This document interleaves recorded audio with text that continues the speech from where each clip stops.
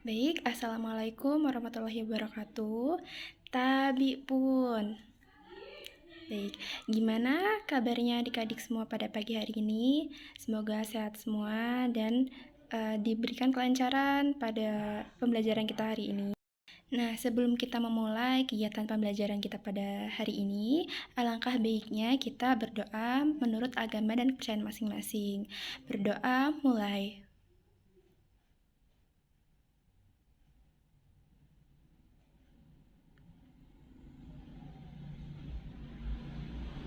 Berdoa selesai.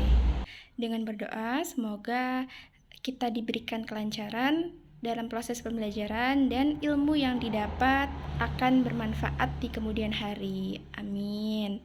Baik, pada pagi hari ini kita akan mempelajari tema 2 yaitu energi.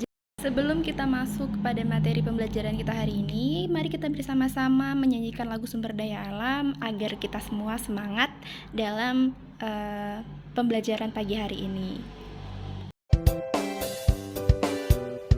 Energi adalah kemampuan benda untuk melakukan kerja atau usaha. Energi itu ada bentuk-bentuknya, bentuk yang bisa mengalami perubahan. Ada energi gerak, panas dan juga listrik.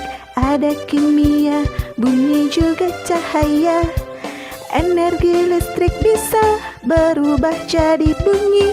Contohnya ada pada televisi. Setelah kita bernyanyi, kita masuk kepada materi pembelajaran kita hari ini. Materi kita yang pertama yaitu sumber energi. Ada yang tahu nggak sih apa itu sumber energi? Jadi, sumber energi adalah segala sesuatu yang menghasilkan energi. Nah, ada lagi yang namanya sumber energi alternatif. Apa sih sumber energi alternatif? Nah, jadi kalau yang sumber energi alternatif itu sumber energi pilihan dari beberapa kemungkinan penghasil energi pengganti. Energi itu sangat berguna untuk makhluk hidup saat melakukan kegiatan. Nah, setelah kita mengetahui apa itu sumber energi dan sumber energi alternatif, selanjutnya yaitu jenis-jenis energi. Yang pertama, ada energi kimia. Makanan dan minuman yang kita konsumsi itu menghasilkan energi kimia yang dapat digunakan untuk beraktivitas. Zat-zat kimia yang terkandung pada makanan dan minuman mengalami reaksi kimia di dalam tubuh kita sehingga menghasilkan energi untuk kita beraktivitas. Nah, contoh dari sumber energi kimia ini untuk kegiatan manusia itu adalah gas, bensin, solar, juga batu bara dan minyak tanah. Lalu yang kedua ada energi listrik. Energi listrik ini dapat kita temukan pada alat-alat elektronik di sekitar rumah.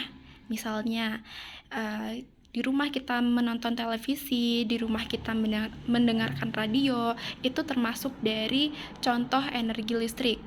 Nah, televisi dan radio akan memperoleh energi listrik, kemudian energi listriknya akan diubah menjadi energi cahaya dan bunyi pada televisi, dan diubah menjadi energi bunyi pada radio.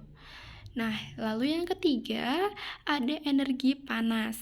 Energi panas atau bisa juga kita sebut sebagai energi kalor merupakan salah satu bentuk energi yang berasal dari partikel-partikel penyusun suatu benda. Nah, setiap benda itu tersusun oleh partikel-partikel yang apabila partikel tersebut bergerak, maka benda tersebut akan menghasilkan energi. Sebagai contohnya nih, sumber energi panas yang dapat kita temukan itu ketika kita mencoba membuat api dari kayu bakar atau kayu kering yang digosok.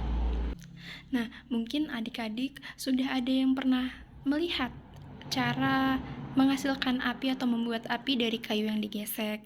Itu sebagai contoh dari energi panas. Lalu yang keempat, ada energi bunyi.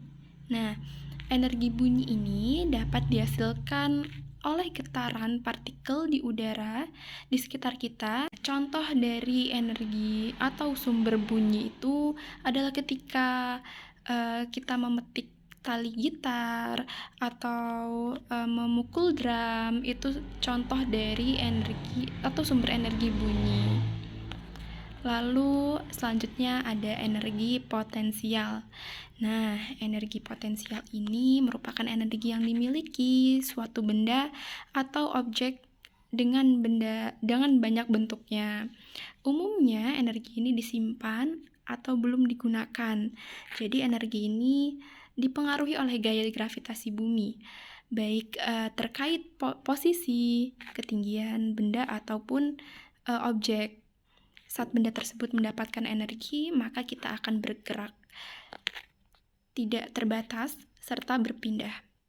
Nah, lalu contoh dari energi potensial ini apa sih?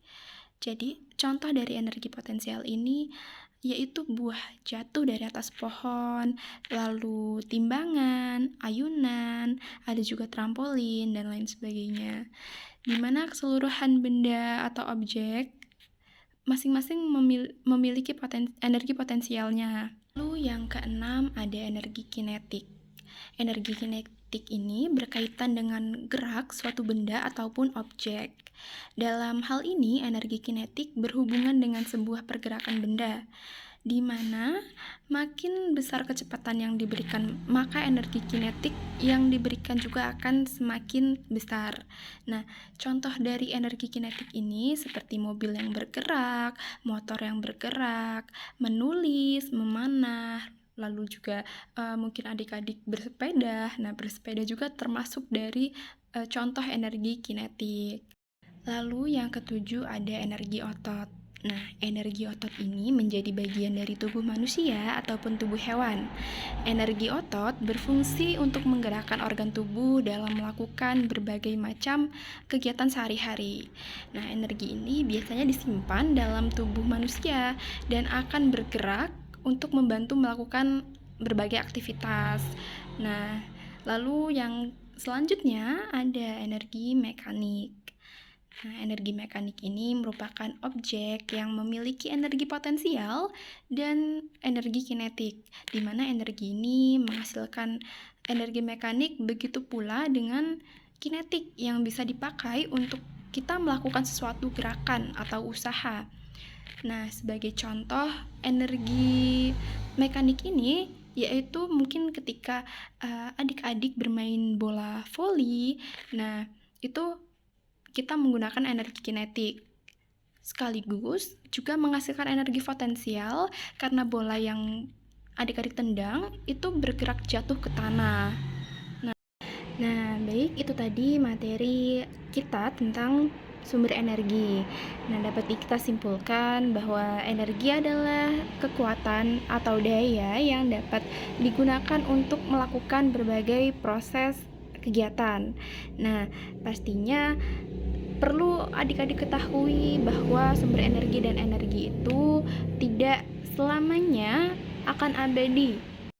Nah, sebagai generasi penerus bangsa, kita harus bisa menjaga atau memanfaatkan dan mengolah sumber energi ini dengan baik agar energi ini masih bisa kita manfaatkan atau kita gunakan sampai nantinya pada kehidupan anak cucu kita. Kalau bukan kita, siapa lagi? Nah, baik, mungkin sekian materi yang dapat kakak sampaikan. Selanjutnya, untuk mengakhiri kegiatan pembelajaran kita pada pagi hari ini, marilah kita berdoa menurut agama dan kepercayaan masing-masing. Berdoa mulai.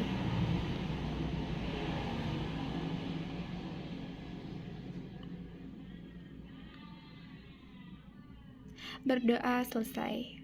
Semoga apa yang sudah kakak sampaikan dapat diterima dengan baik oleh adik-adik semuanya.